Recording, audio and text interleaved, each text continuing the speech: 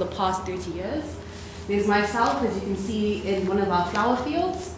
And I have been growing flowers for the past 5 years, and I have 8 years experience in agricultural production. And I think the most important part of the team are the growers themselves, the rural farmer growers, which I've indicated in one of our flower fields. The problem. In Zimbabwe, 55.5% of farmers live in the rural areas. So they are characterized as subsistence farmers. When I say subsistence farmers, they grow food for consumption. So the problem is they don't have money for other things like health, education, and clothes. And this compromises their livelihoods. So what we did as Red Flowers was provide flower seeds. Why flower seeds? Flower seeds is a high cash value crop. So as you can see from this picture, the farmer has her seeds, cleans her seeds, and the seeds we take and we export to Holland. So in detail, we get our seeds from Holland. When I say Holland, we actually get from a Pacific company in Holland, which is one of the biggest exporters one of the biggest seed producers of flowers worldwide. So we get the raw seed from Holland. I'm in the middle, Red Flowers. Then I give the seed to the farmer. The farmer grows the seed, gives it back to me, and I sell back to Holland. So to explain more in detail, we buy the seed for $5 a kg. So in this example, we bought the seed for $500. I give the seed to 100 farmers at $3 a kg, $300. The farmer, we buy the seed from the farmers at $3 per kg produced. And on average, with the seed that I showed you in the previous slide, farmers produce 100 kgs from 1 kg seed given. So as you can see from the value chain, we pay the farmer $30,000 and we get $50,000, and that's from 100 farmers. Increasing income, improving livelihoods through seed production. I wanted you guys to see the cash breakdown of how Red Flowers also makes money, because it has to be sustainable to be able to go into the rural areas, to train the farmers, to train them on best agricultural practices to make sure that they are also successful in growing and producing 100 kgs from 1 kg of seed. So as you can see, from 100 kgs of seed, we walk away with 19,800. So the 19,800 is a good figure, but what happens if it's a drought year? Like in Zimbabwe this year, we had El Nino. Production was poor, we had erratic rainfall. This is what happens, 11,800.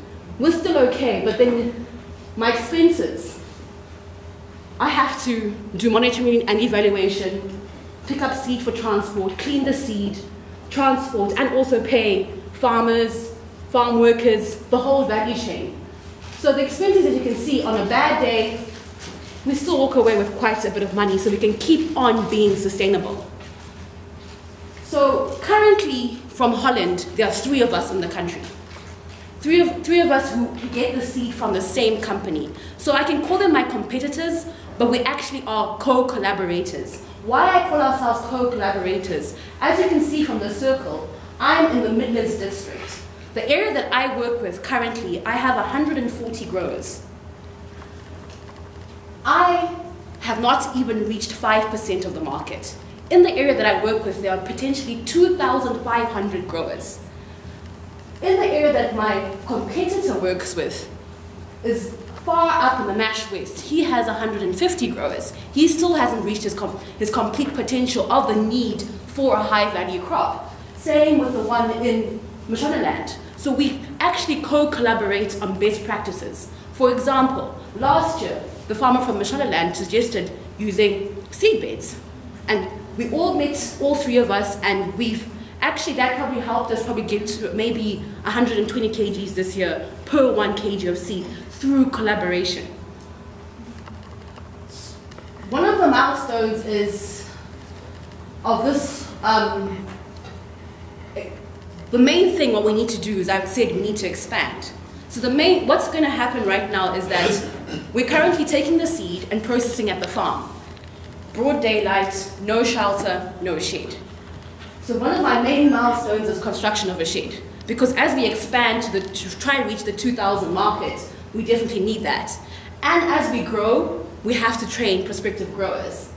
So year one, which is what I want to do in this farming season, is to do the first milestone. Year two is to implement and distribute the seed. Year three, marketing and continue to grow. This is the figures of how we're going to do year one. So as the question is, how does red develop and grow? So in year one, I put construction as 15,000 and I put red as 2,500. As you saw from my previous slides, we have money. So I'm saying, come and invest, but we're also coming in with the amount that we put in. The reason why I put 2,500 in year one is, I still have overhead expenses. So I don't want to take all my money and have nothing more for expansion. So as an investor for year one, I'm looking for $15,000. Year two on implementation, same thing. I'm putting a higher figure because we have expanded, so hence our money would have also expanded.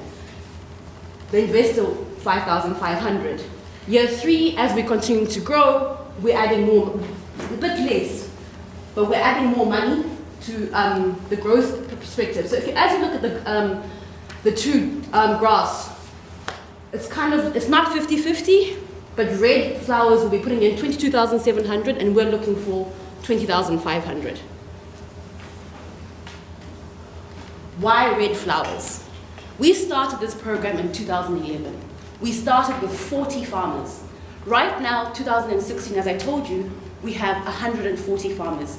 It's through word of mouth. Next door neighbors have come and seen the change in the livelihoods of what's happening, and they have wanted to grow.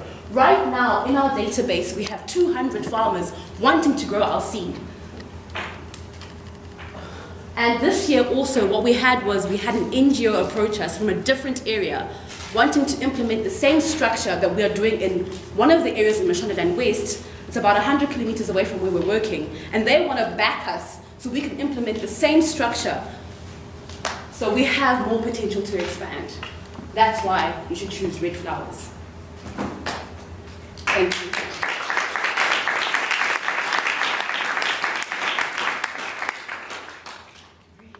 Questions? Are your flowers Global Gap certified? Sorry? Are your flowers Global Gap certified? Yes, they are. The company that we produce for is actually the biggest seed producer that exports to America, China, worldwide. It's actually one of the biggest producers in Holland for seed. Your company, Red Flowers. Oh no, it's not. It's not. Sorry, what's the? Is it global Gap certified? Like the flowers you sell back to the EU, are they certified? Yes, they are. By Global Gap or by Fair Trade or by Red Forest? Or? By, actually, I'm not too sure. I'll have to come back to you with that question. Sorry. Charlene, are you selling flowers or seeds? I'm selling flower seeds, as I showed you by the photo with the woman. It's not flowers, it's flower seed production. It's not fresh flowers. As you can see from the previous slide, sorry, flower seed. Can you see? I'm not selling flowers, I'm selling seed production. We grow the flowers, it's just like a maize crop.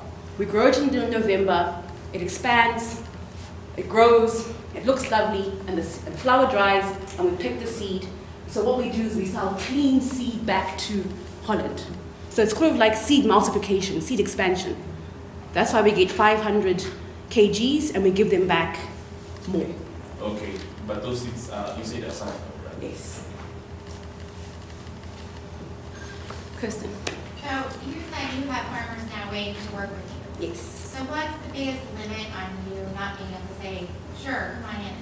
Just the money you have to put out to get the seeds to start with? The money I have to put out to get the seeds to start with, and also the capacity.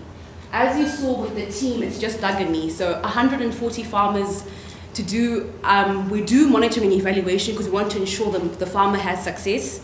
So every month we visit our farmers. So every month visiting 140 farmers is quite difficult. So I think in my model I have put in to hire a field officer. But what's interesting also about our structure is we've grouped our farmers into geographical areas. So we have groups, and in each group we have a group leader, which they sort of like monitor and evaluate themselves. And there's also, it creates a sort of like competition between the groups. So you find when we go and collect the seed, they kind of like want to compare and contrast which group did better. And that kind of motivates and encourages, and also I think spreads the word in the community. So that's one of the limiting factors, and also resources. Do you have to buy the seed every year, or can you use the seed that you're growing and then perpetuate that way? We have to buy the seed every year because it's closed seed. We're breeding the seed for them. So we can't, for instance, there's another variety, it's called zinnias. If we regrow the zinnias, they'll go pink.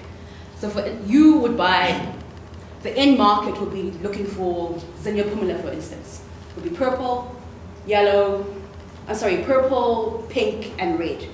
So if I regrow that seed, it'll be pink next year.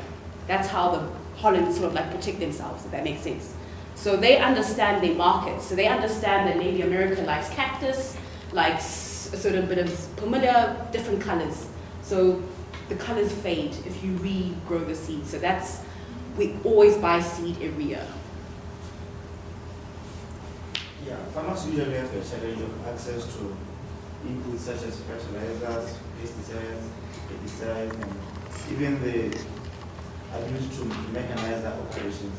So how does your company help the farmers in this area to ensure that they are able to supply? Okay, so we are targeting rural farmers because of the issues of having access. Income is a problem. So when I say M&E, monitoring and evaluation, what we try to do is we try to encourage them to use what they have. With the flowers, we don't use insecticides, they're not sprayed, they don't have any bugs that go onto them. Weeding, we're using the practices that they use with their other crops, so it's compatible with what they grow. So we're giving them a cash crop, so they're not compromising their food crop. So we're saying, just the way you weed your maize, weed the flowers and keep them clean. When I say monitoring and evaluation, I go and monitor that, make sure that the farmer is keeping the field clean. So in terms of weeding, it's hand hoeing just like the maize. Insecticide, we don't spray at all for any of the flower varieties that we grow.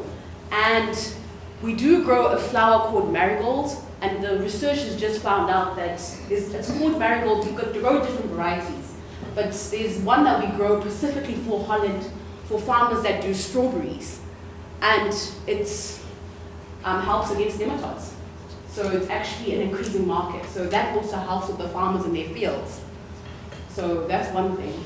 And as I said, I encourage them to use manure, composting, and trying to use what they have so they don't have to use the little resources they have to go and buy inorganic fertilizer, which is quite expensive.